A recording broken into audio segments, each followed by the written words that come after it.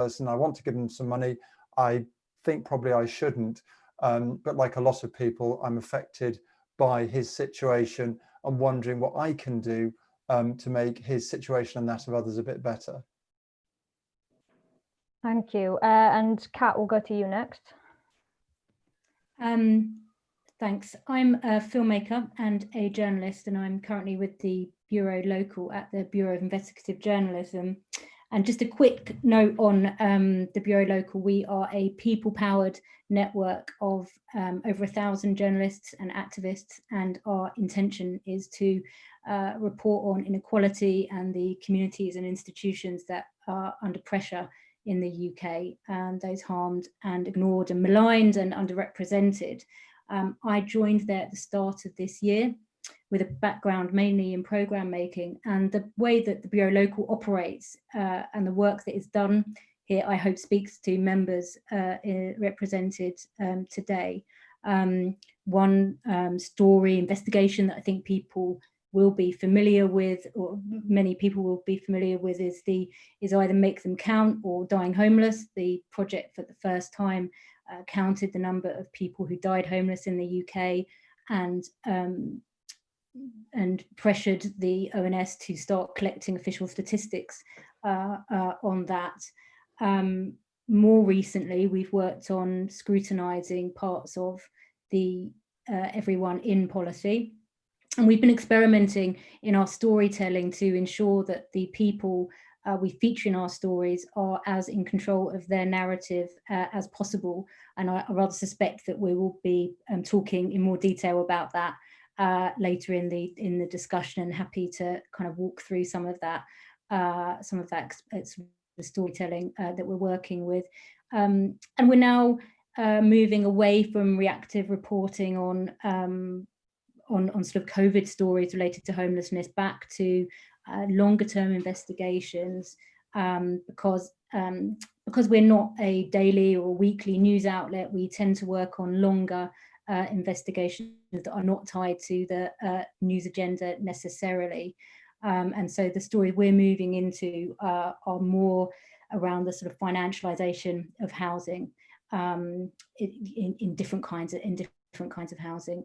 And I guess just a bit more of a personal note on me. I would say most of my work has been human story led. I've always worked on stories that involve maligned or marginalized communities, and I've always felt very strongly that people from those communities need to be made as visible as possible and speak as much for themselves rather than spoken for. The less human the story, the more easy it is for those reigning narratives to continue. And I do feel strongly that actually one of the things we really need to do is bring home how close so many of us are to homelessness and how wide that definition needs to be, and bring home the processes by which it can happen, and how we can work as journalists more to make sure that, you know, that the more that we identify with the people in our stories, the greater chance of achieving some change. So I'm really pleased to be in this discussion today, in part because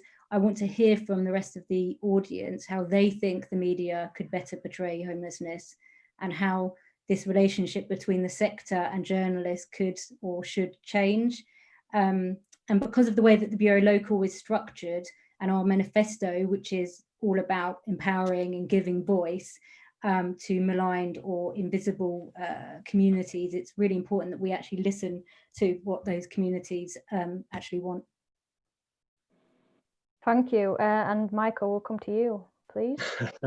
So I'm, as you said at the outset, thanks, Hannah. I'm one of two social affairs correspondents that work for the BBC, and that means that I don't focus exclusively on homelessness and all that means and rough sleeping. I look at other issues such as mental health, on benefits, on things like NHS patient safety failures, a little bit on care as well, poverty. So there's a wide gamut, and interestingly, some of those issues clearly cross over into each other.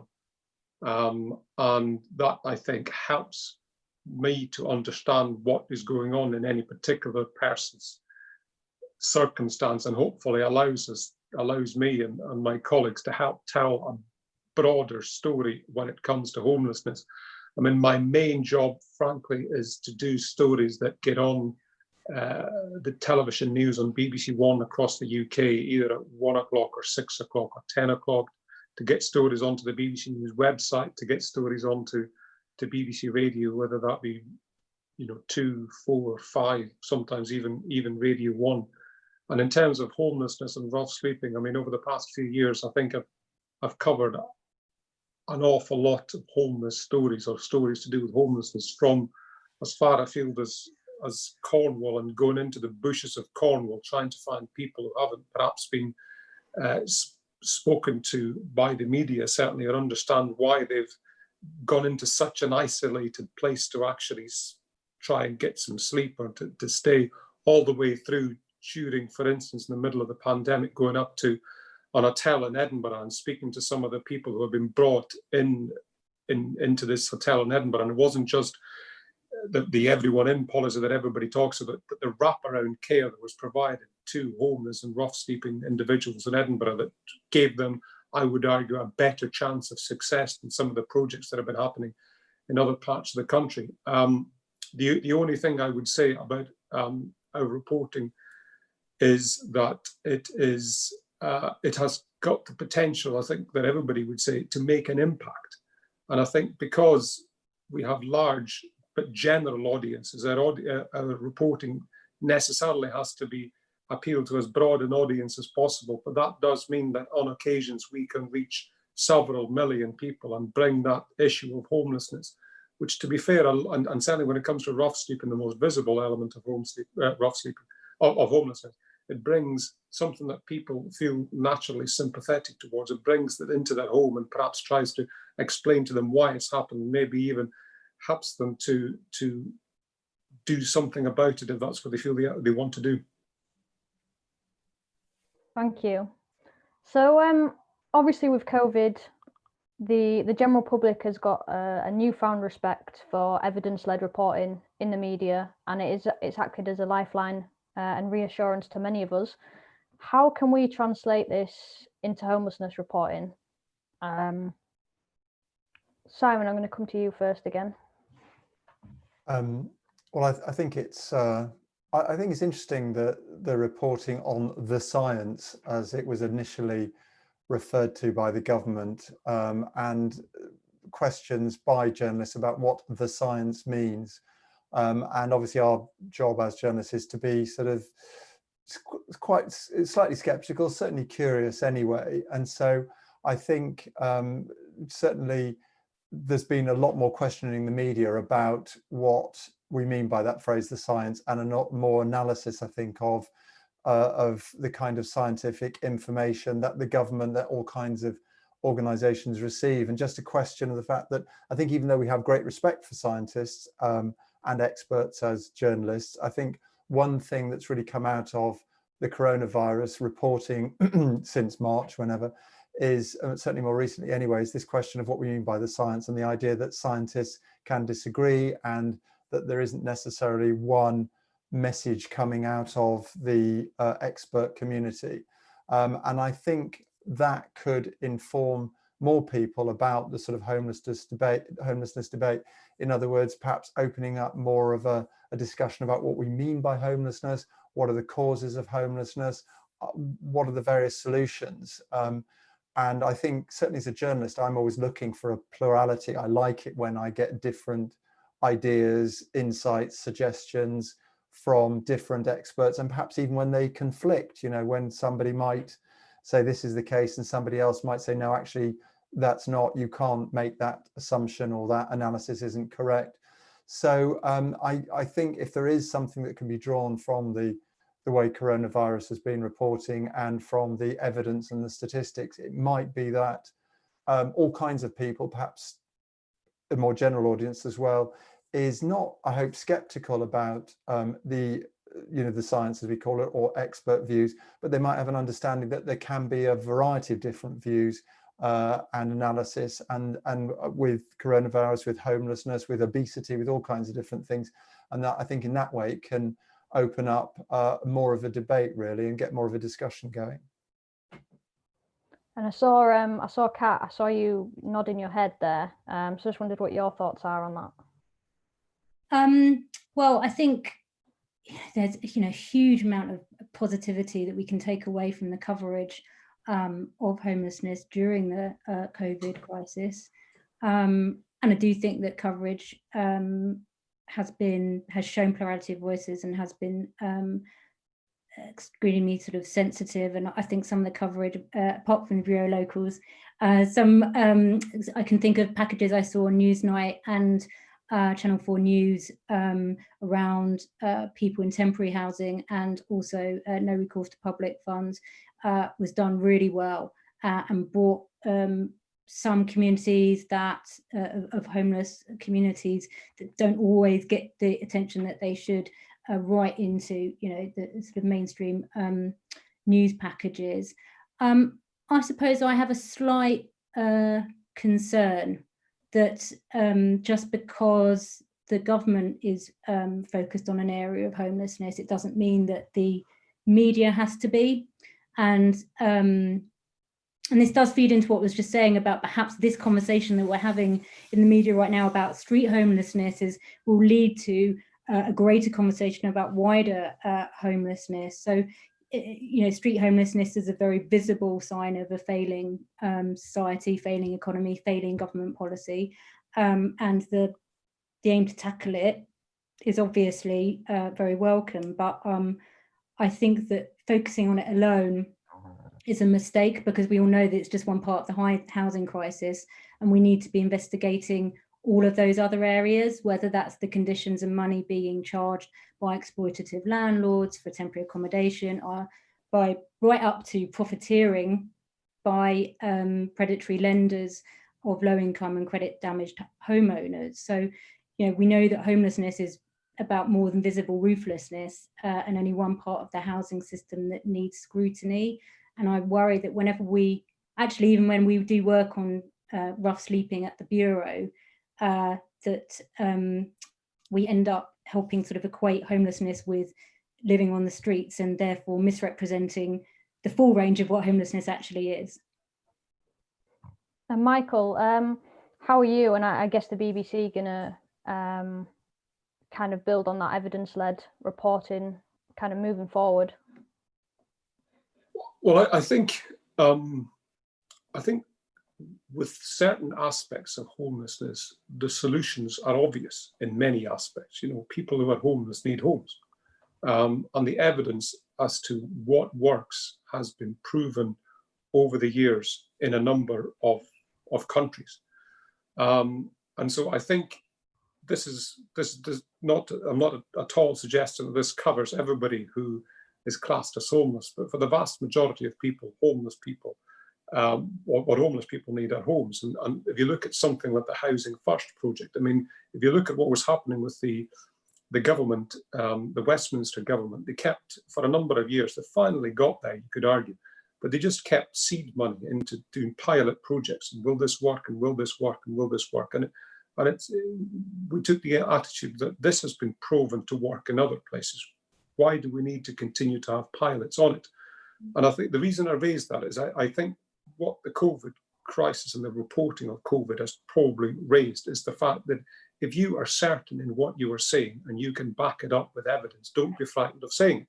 Even if the prevailing voices, or maybe even the loudest voices, are perhaps saying something else. If you have got the evidence, and I've always believed this, if you, as a journalist, if you have got the evidence to back up what you are saying, and you can cite that evidence and you put the point across respectfully, then I think you should have the courage to say it.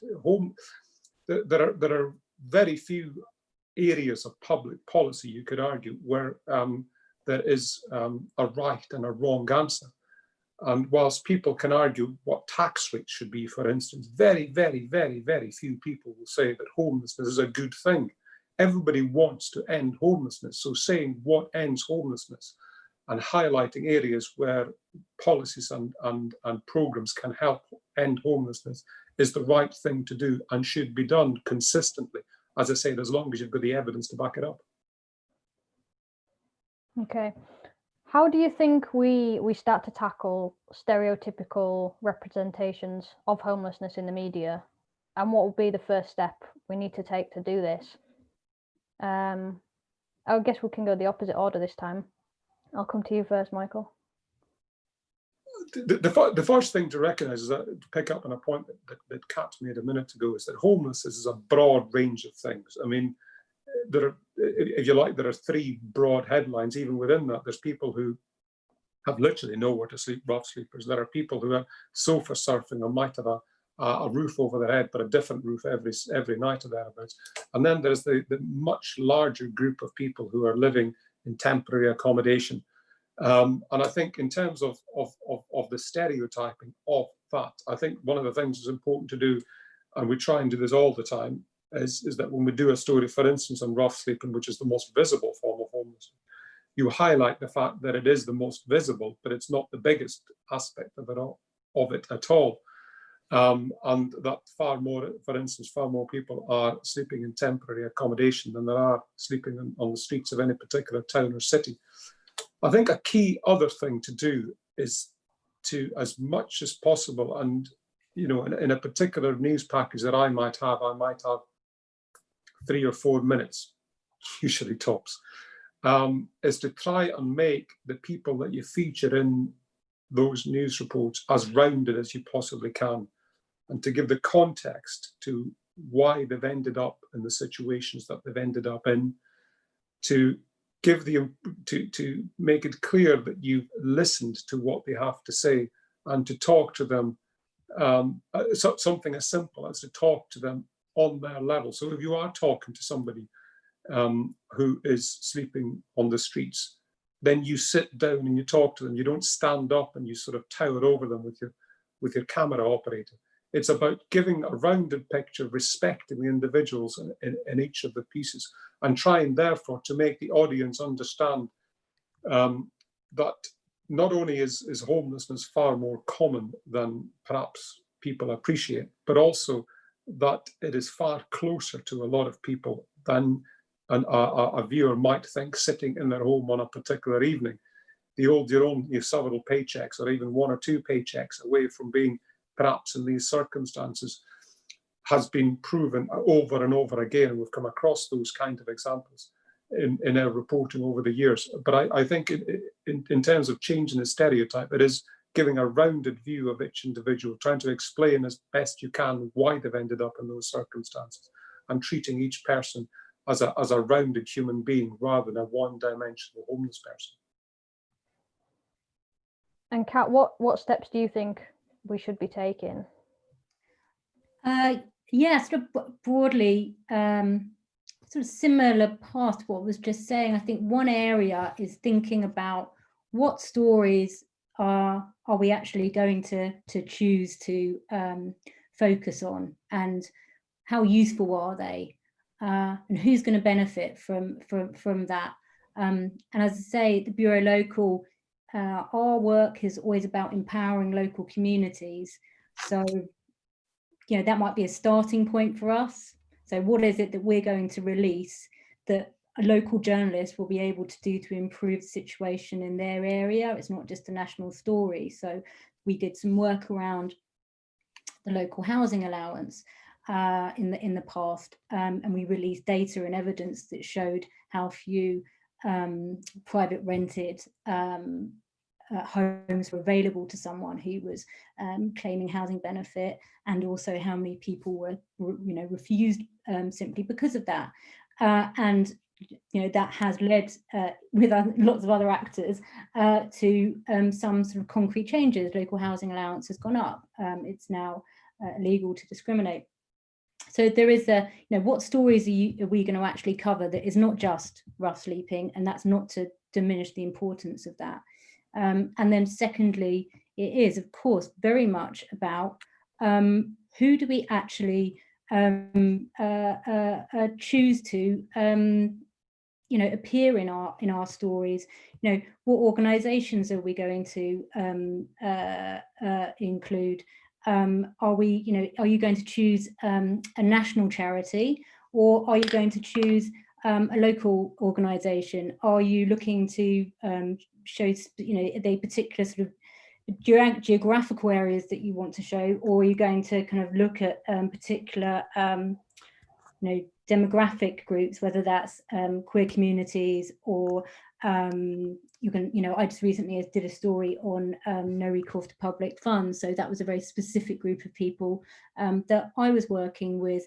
And then, having identified the people you want to be in the story, how are you going to tell their story, or how are they going to tell their story? So I think there's all these kind of different stages that we need to be thinking about when we go about telling stories about homelessness. And Simon, do you have any comments on that point? Yeah, I think just to pick up on what Kat and Michael have said, I mean, I always say to people that the thing I love most as a journalist is to interview unusual people, people who challenge stereotypes. And I remember actually doing a piece quite a few years ago about the big issue, funnily enough. And one of the things that really struck me there was the people saying that, and this comes to your point, Michael, that actually people tend to think of the homeless people as, I don't know, perhaps drug addicts or people who come from a troubled past. But very often they are people just a few years ago, perhaps a few months ago, were respect what would be reviewed as respectable people, accountants or lawyers or whatever, but one thing has gone wrong in their lives and that's tipped over into something else, like domino effect, and now suddenly they've lost their home, they've lost their family, and they're the people selling the big issue or sleeping rough in that doorway. So I think there's an opportunity for us, as well as an obligation as journalists, to challenge the stereotypes that many people in the public might have about about homeless people, and say, actually, look, these are people like you, in inverted commas. These are the middle class people who you thought were completely secure or whatever, like yourselves, and look what's happened to them. So I think there's an opportunity to do that, and as you say, Kat, to tell the full story of the people, let them use their own language. I think there's also an opportunity to sort of question what we mean by homeless people. I was reading some research that the University of Queensland in Australia, about half of the people that researchers interviewed there identified as homeless, about 55%. A third rejected that label. So if you're these are people in homeless accommodation. So if you're in homeless accommodation, but you don't regard yourselves as homeless, what do you regard yourself as? You know what I mean? What is the story there? So I think, there's tremendous opportunity for us to challenge those stereotypes of homeless people, and to really tell the stories of the people who you wouldn't expect to be homeless, and to tell their stories with dignity and integrity about, how they've come to be living a homeless lifestyle. Go on, Kat. Well, I was just thinking that maybe it would be useful at this point to talk about the work that we just did with Paul Atherton, if that's okay. Yeah, if you want to mention that, sure. Well, just thinking about how we've been experimenting with storytelling in order to move away from some of those stereotypes and, give a more full range of, exposure to a more full range of experience. So we were looking at doing some work marking the end of the first stage of Everyone In, and we wanted it to be as much as possible from the point of view of people who had been housed or hadn't. And we work with Paul Atherton quite a lot. He was an early member of Bureau Local. And although I'm sure many of you do know him, but until recently he had been using Heathrow, as he would say, as his bedroom. And he was housed during COVID, and his contract was due to end in early July. And early on, I said to the team that I did not think it would be appropriate for me to interview Paul, because he can advocate for himself, and I wouldn't want to sort of speak on his behalf. And in recent times, we have been experimenting with Twitter takeovers of the Bureau Local account, where different members of the network are the voice of the account for across the lunchtime quite often. So we created what we call Paul's Story, and this was twice a day in the 2 weeks leading up to his eviction date, or his sort of planned departure that he would thinking that he was going to need to go back to Heathrow.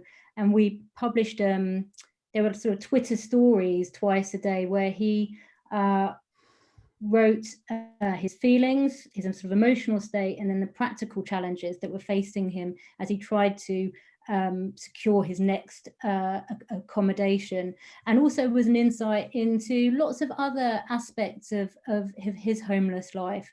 And he's a really, you know, he has a very full life. He's a complex man. He's, you know, really knows how to tell a story. And I think it was a really, you know, kind of, we were really pleased with that model of giving him that platform. And using that as a kind of way into his life, and it's something that we could use on other stories as well. You know, it was largely unmoderated by us. So I would say it's kind of, it's all about putting people in charge as much as it's sensible and safe to. I always want everyone that I work with to be identified and be on camera, because that's kind of the root of a lot of my work. But that's sort of not, you know, you can only do it for as much as I say, it's sort of safe and sensible to do so, because in the last piece of work that I did around no recourse to public funds, none of the people could be identified because they were all so scared of you know, being detained or being deported. You know, anyone who's caught up in the Home Office system, it's very difficult. So then you need, as a journalist, to still try and get their voice into your work. You know, even if the name has been changed, then you need to feel that person's presence and character and struggle in the story that you produce. And kind of picking up on that, to what extent do you all feel that people who are experiencing homelessness or who have experienced homelessness have been supported to tell their stories within the media, and how do you think we could do this better? So whoever wants to start. I'll start. I mean, make a personal point about the work that we do, and then perhaps a broader point. I mean, I think you can never put somebody on camera who doesn't want to be on camera. And in terms of explaining to them what the process involves, it's sitting down with them before you put the camera on and just explaining to them what you're doing and ensuring that they're happy with it all. Now, sometimes they can turn around to you and say, "What's in it for me?" And that's perfectly understandable. And in many cases, a legitimate question for them to ask.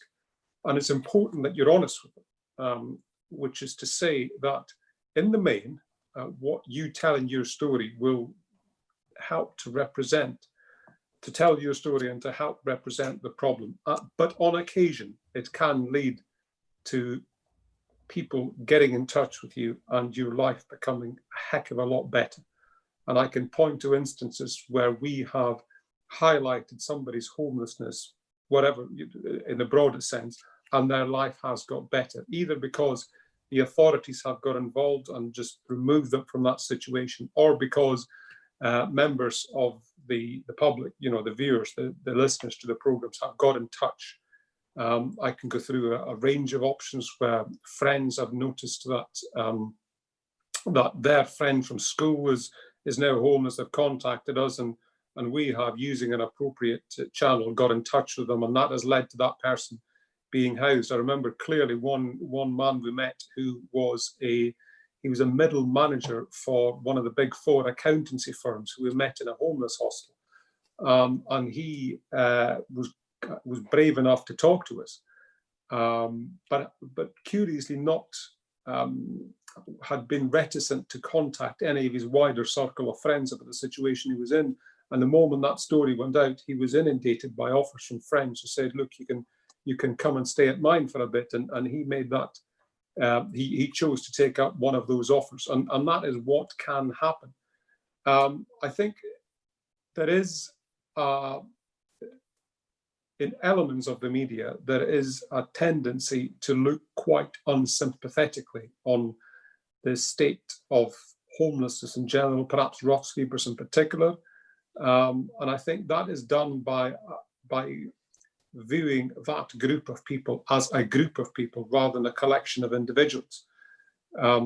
Any particular person who ends up homeless will have their own story as to why it's the case.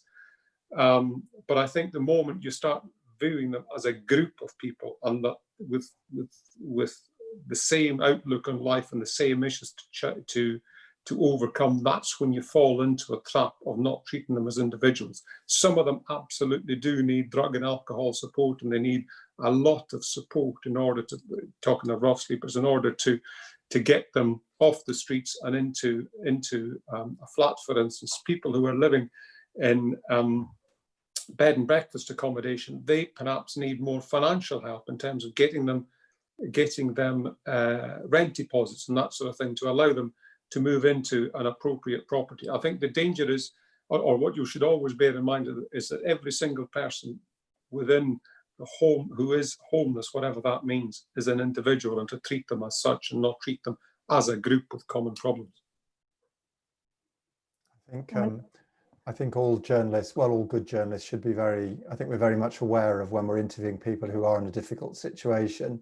And as you say, Michael, I mean, when I've interviewed people who are homeless or in any other difficult situation, I'm always conscious of two things. Well, to be honest, I'm conscious, is there going to be a story here? Is it what my editor is looking for and that my audience will be interested in? But I think there's definitely a question as well of is this going to do something to help them and to, you know, help whatever the situation might be? I mean, just to broaden it out, I'm always surprised by how, and encouraged, I suppose, really, by how willing all kinds of different people in different situations are very often to talk to the media. I mean, I've interviewed people who have had, you know, badly treated by the health service or by private hospitals, who might have embarrassing medical conditions, who have had awful domestic situations, and I'm always, you know, very careful when I'm going in there to negotiate with them that they know what's going to be asked and what's going to appear. But I usually find actually so many of them are actually willing to talk because they want to get their story out there. They want to, you know, remedy some injustice as they see it. Certainly, I think from a newspaper point of view, it's slightly different from broadcasting. I'm conscious that Kat and Michael, most of your stuff obviously is a lot of it anyway is on camera. For broadcast, for newspaper, it's easier. You can protect people a bit more. You can be a little bit more. It's easier to sort of negotiate with them, and also newspapers, as well as we know, have their own agendas or whatever. So you know, you're conscious as a newspaper journalist that your editor might be pushing things that a broadcaster cannot push, if you like, cannot do because of their regulatory requirements and things. But certainly I think there's, you know, there are opportunities there for helping homeless people to tell their story in a way that's where we can be supportive and helpful.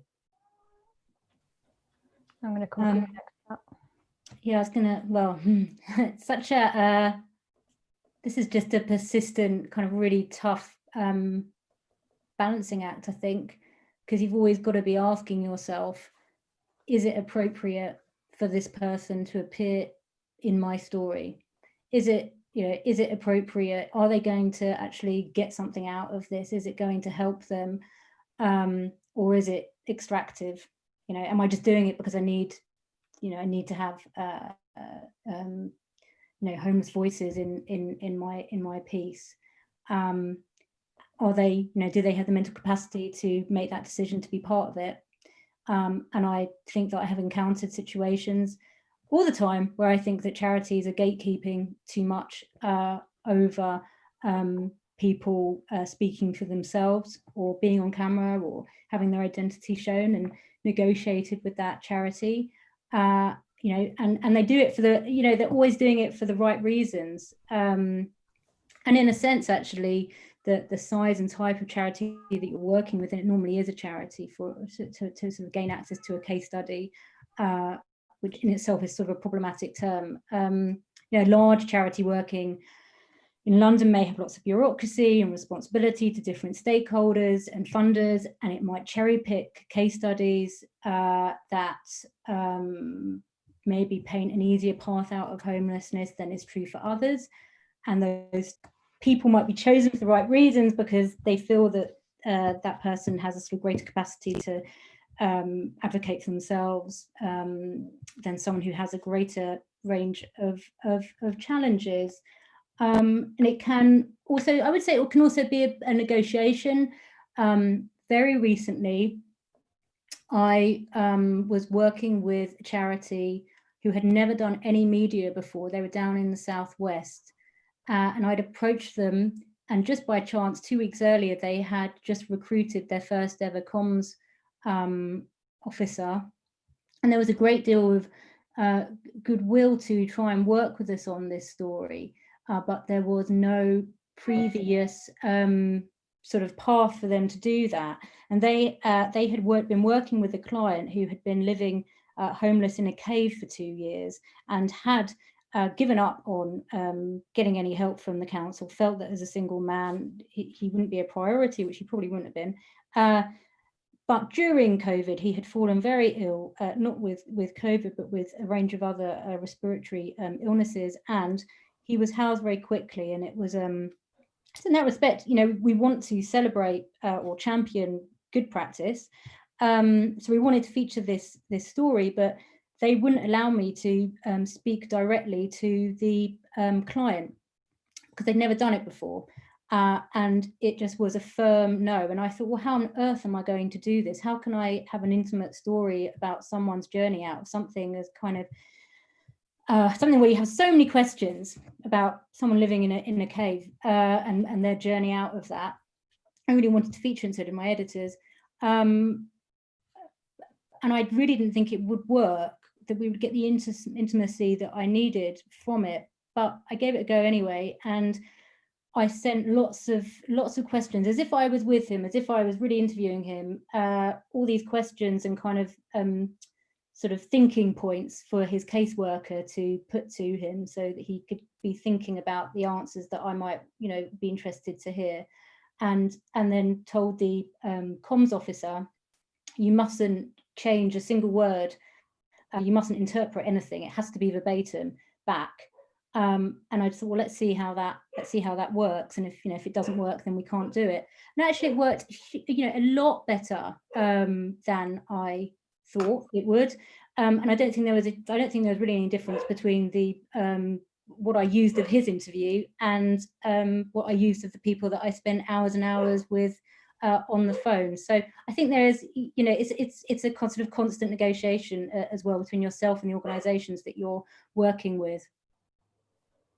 If I can just pick up on one point, I'm glad that worked out for you, because it so often doesn't. And I clearly, I don't know who's on this call, but I've not exclusively at all, but I've almost stopped approaching charities now because of the high bar that they put on giving access to their clients. And I understand where they're coming from. But they need to, if you get a call from a journalist asking to speak to one of your clients, look into that journalist's work.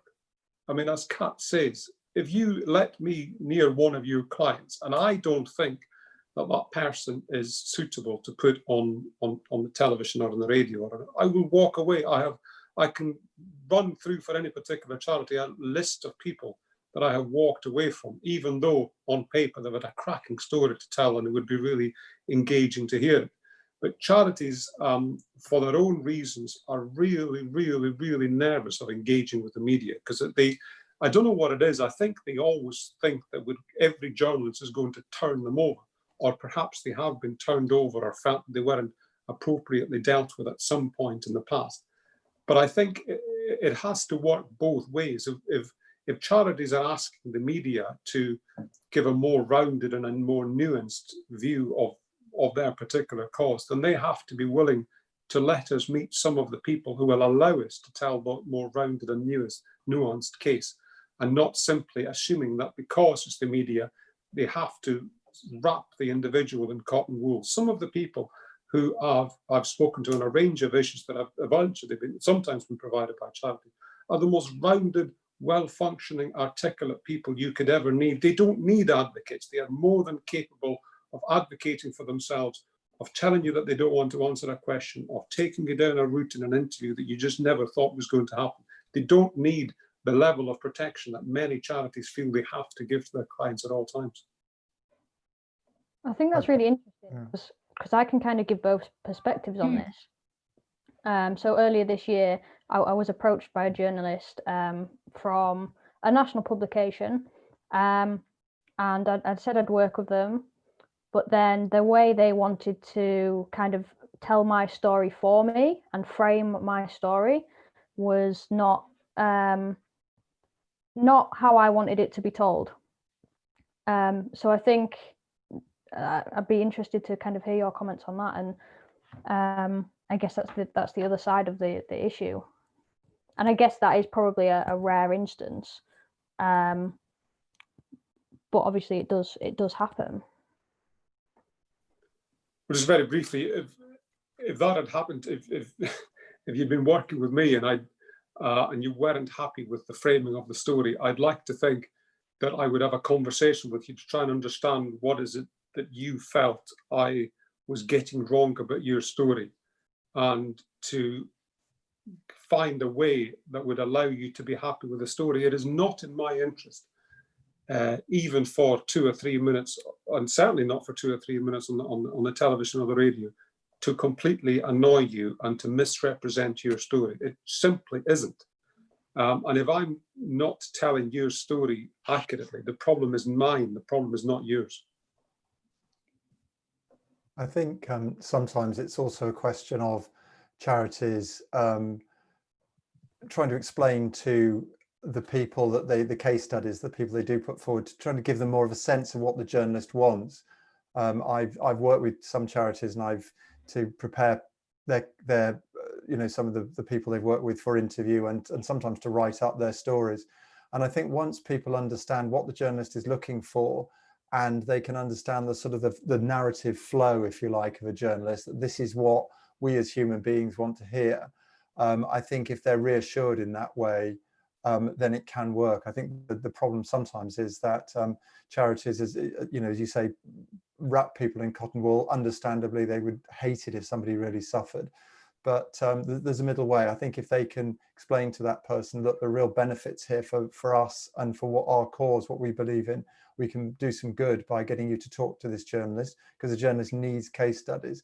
I think if they can reassure them about what a journalist is looking for, prepare them, help them, train them to tell their story in a way that they feel comfortable with, and to deal with those difficult issues that they, in their own personal lives or whatever, that they don't want to cover. I think if they've got that kind of preparation, then I think it's a win-win for both sides. Okay, we've got loads of questions coming through, so we'll try and get through a few of them. So we've got one from Grace, who works for Crisis, who says, have you seen any particular story around homelessness during the pandemic that you found especially powerful or compelling, and why do you think that was the case?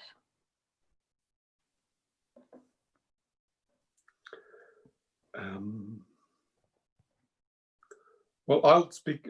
This is really, really bad for me to do this, but I'm going to talk about one of the stories that we did ourselves, which was to look at the situation of homeless people and rough sleepers in Edinburgh. And the reason I mention it is because lots of people and lots of communities, mainly in England, because that's where much of the attention goes, have done stories on hotels that have been turned over to provide accommodation for rough sleepers in particular during the pandemic period. And what happened in Edinburgh is they basically used a global pandemic to tackle a local health emergency, which was to do with the sheer number of people, many of them homeless people, who were dying from drugs overdoses in Scotland.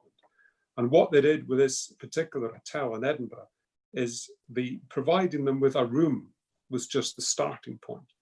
And they brought in health services into the hotel as well.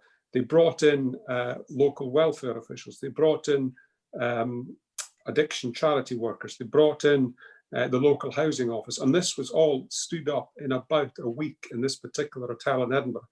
And what they were able to do, because of the size of the hotel, is they were also able to set aside an isolation unit within the hotel. So if anybody did become ill, because of COVID-19, they wouldn't have to immediately go to hospital. They could continue to be looked at in the hotel. And the only reason I mention it is because what seemed on the outset to be an extraordinary problem was immediately, by this team of extraordinary individuals in Edinburgh, turned into a massive opportunity.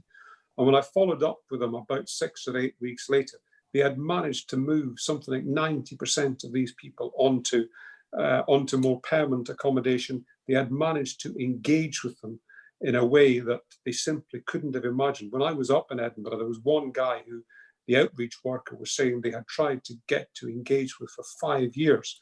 And because of the danger of the pandemic, effectively, they had managed to convince him to come indoors. And he was spending, rightly or wrongly, he was spending his days catching up on films he'd failed to see for the number of years he'd been sleeping on the streets. And by giving them access to these kind of services, they really managed to turn the lives of so many people around. Now, will it continue? Who knows? But what they were certainly able to say is they were able to move on some of these people. They were able to set up, for instance, a methadone delivery service. They had drug workers going around the city, going in to meet some of their other clients and providing them with methadone in their own homes to prevent them from having to go out. They had managed to take advantage, as I said, of this opportunity to really, really turn around some of these lives. And speaking to some of the people who had been helped, it was quite extraordinary. They were a little bit embarrassed, if the truth be told, that effectively a global pandemic, which was killing, tens of thousands of people in the United Kingdom, was an opportunity for them to reset their own lives. But once they got over that disconnect, they thought, this is my opportunity. And the feeling was that many of them would take it. What about you, Simon and Kat? What's been your kind of most powerful story during COVID? There have been so many, actually. Kat, I might defer to you, if that's all right, while I have a think. Well, I know that there was a film on The Guardian. There was a Guardian documentary about a hotel in Shrewsbury that was one of the first to sort of step in, and that had a big reach because it was a sort of documentary. I think a lot of people found that a really kind of powerful piece of observational filmmaking that illustrated a government policy, and it sort of featured in depth various residents. But I think just generally, I mean, when was the last time that street homelessness got so much attention and positive attention in one period of time?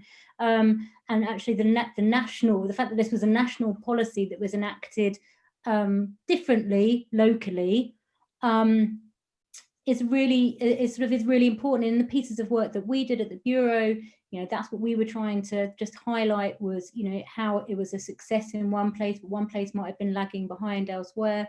And that's the sort of work that we would sort of seek to continue, and not just locally within England, obviously also. We did a piece of work called The Race to House Britain's Homeless, and in part that was saying, well, actually Wales were steaming ahead from England at one point, and Scotland were doing their own thing. And I think it's been important to kind of compare and contrast how the policy has been rolled out differently locally and also across the nations. I'm going to come back to you, Simon. Well, I suppose there's a story I did actually when coronavirus just started, just broke, and people were beginning to realise how serious it was, just in where I live in Ealing in West London. And that was a story, a very nice, heartwarming story about a school and the work they were doing there. But I think what was great worked very well was that it was challenging perceptions again, and the fact that the school was being used for something that hadn't been used before. It was quite controversial, but teachers were involved, and it got local kids involved.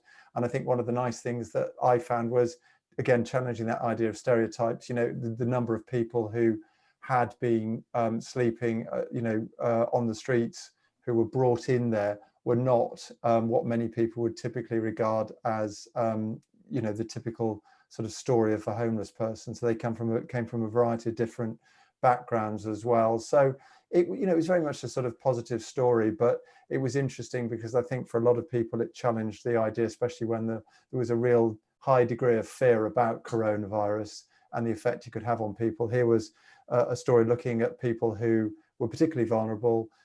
The general public probably hadn't thought about them, but it sort of illustrated how people could come together in a positive way to help the whole of the community. So we've only got a few minutes left, but we've got an interesting question from Sam. So given street homelessness isn't the full story, what do you think about the storytelling of homeless families in the media? And kind of how and where can we improve on that? Yeah, I mean, sorry. Yeah, go for it, Kat. Just to say that, I think it's a really important point, and goes back to something I think I touched on at the start, which is that I wouldn't want to see rough sleeping necessarily continue to take up all of the airtime of the media's focus on homelessness. Unfortunately, agendas move very quickly, and there are many other kinds of homelessness that the media needs to be addressing, and how we keep those stories going. So how do we keep momentum going? How do we keep homelessness stories of all kinds in the public eye? We don't want to, we made some progress. We don't want to go back to lazy stereotyping of what someone who's homeless is, whether that's a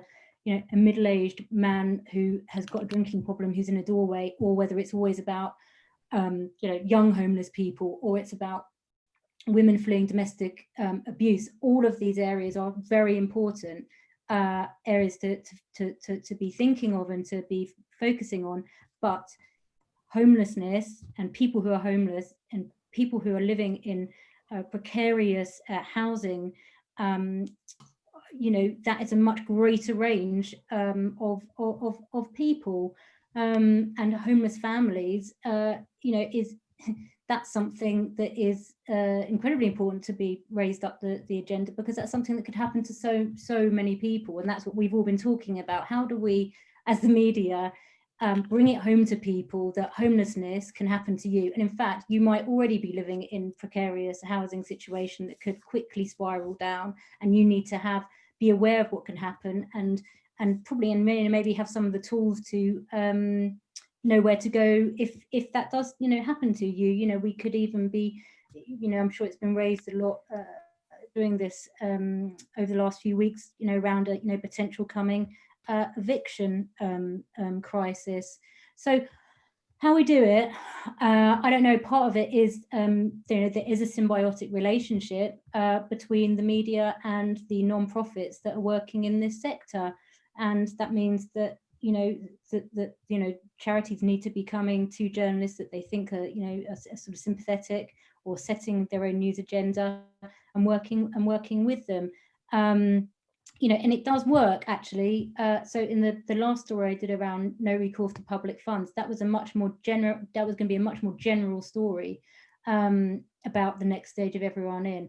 And Haringey Migrant Centre got in touch with the Bureau, just got in touch, wrote a really long email about the work that they had been doing, some examples of clients that they had, and that evidence and conversations I subsequently had with them changed the whole nature of that article, and we ended up dropping the kind of general part of it and just focusing on it. So it is sort of, I think, working together to create campaigns and send through when you've got strong case studies, or if you've got a court case, we have to all be working a lot more energetically, perhaps. Simon, Michael, what are your thoughts on that? I've come to it. It's funny. I've looking at family situations. In fact, I did a story that was started as an education story, looking at the challenges people face, and then actually it ended up morphing into a story about families in insecure housing, simply because looking at kids doing homework at night, you know, and the fact that I spoke to a family where the single parent managed to get her 3 children just lying on the bed doing their homework. They didn't have their own rooms, let alone desks, but it was an education story which then explored the sort of precarious housing situation. Just briefly, in my line of work, there is absolutely no substitute for seeing it in real life. You know, you show the audience what is actually happening in real life, whatever that problem is. You show the audience what's happening, and you, by doing so, you raise the awareness of the problem, and then it's up to other people to decide whether they want to do something about it. But they can't deny that they weren't aware that the problem was there. It's all about showing people living the problems that you as an organisation believe need to be addressed. Thank you, and thank you all so much. That was a really kind of insightful discussion, and thank you everyone for joining us and watching. If you want to carry the conversation on Twitter, please do so with the hashtag CHIFest2020. And if you've enjoyed today's session, you know, please sign up for some more of our sessions. We've got one tomorrow on the role of faith in response to the pandemic, and I hope you all have a great rest of the day. Thank you. Thank you.